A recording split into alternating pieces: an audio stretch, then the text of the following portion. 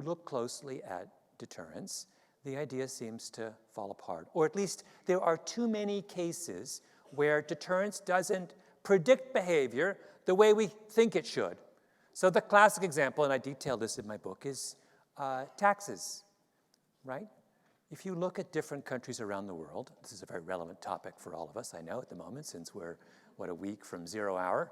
If you look at countries around the world, what you'll discover is there's huge differences in how honest people are on tax day. Go to Greece, 50% of people aren't honest on their taxes, maybe even more. In this country, we have what they call tax compliance. Tax compliance in this country is something like 98%. This is the most honest country in the world on tax day, right? Only Switzerland comes close. Not even my native Canada is that close to the United States.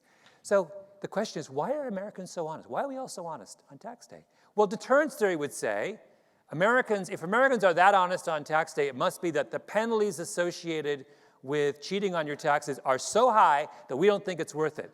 Is that true? No, it's not. In fact, the opposite is true. This country has the lowest penalties in the Western world for cheating on your taxes. The IRS audits a lower number of individual tax returns than any country in the Western world. And if you are caught cheating, most of the time, the IRS simply says you just pay a fine with a penalty. That's unheard of in other countries. We have the wussiest enforcement of tax honesty anywhere in the West. And yet still, we've got the most honest taxpayers in the world, right? So that drives a pretty big truck through deterrence.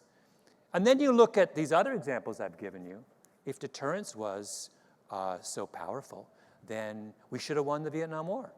Well, did we win the Vietnam War? Can't remember.